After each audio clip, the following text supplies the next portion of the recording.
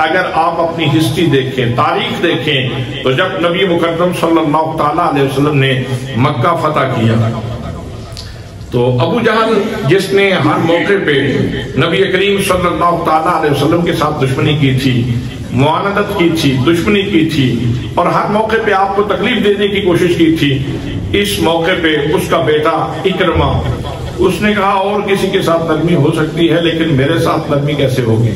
میں تو ان کے سب سے بڑے دشمن کا بیٹا ہوں۔ تو اس نے وہاں سے مکہ المکرمہ سے جدہ کا رخ کیا، اور آپ جانتے ہیں کہ مکہ المکرمہ سے جدہ کو اتنا زیادہ دور نہیں، جدہ پہنچا، وہاں سے اس نے پروگرام بنایا کہ میں کشتی لے کر حبش چلا جاتا ہوں۔ وہاں پہ وہ کشتی پہ بیٹھا، جیسے ہی کشتی پہ بیٹھا اس کے دیگر دوست بھی وہاں کشتی کے اوپر موجود تھے، ادھر طوفان آ گیا۔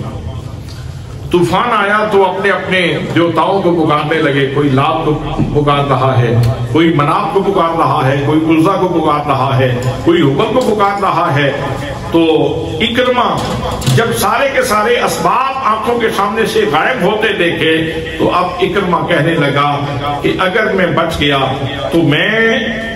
سیدھا جاؤں گا محمد مصطفیٰ صلی اللہ تعالیٰ علیہ وسلم کی بارگاہ میں اور وہاں جا کے ان کا کلمہ پڑھ لوں گا، اس لیے کہ جتنے ظاہری اسباب ہیں وہ تو کارگر ثابت نہیں ہو رہے، اس موقع پہ اگر کوئی ہمیں بچا سکتا ہے تو وہ ہمارا حقیقی پروردگار ہی ہمیں بچا سکتا ہے۔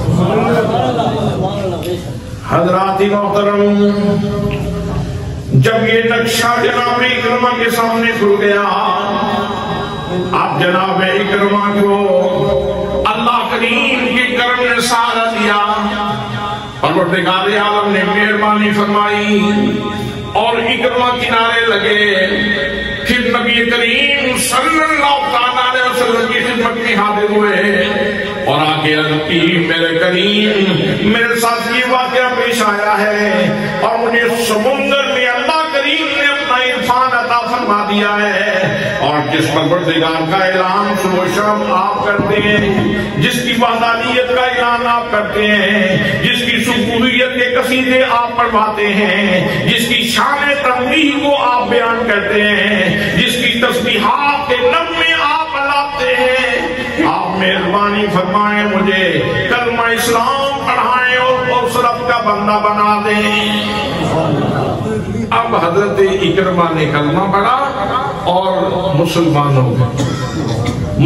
ہو گئے اور دائرہ اسلام میں داخل ہو گئے۔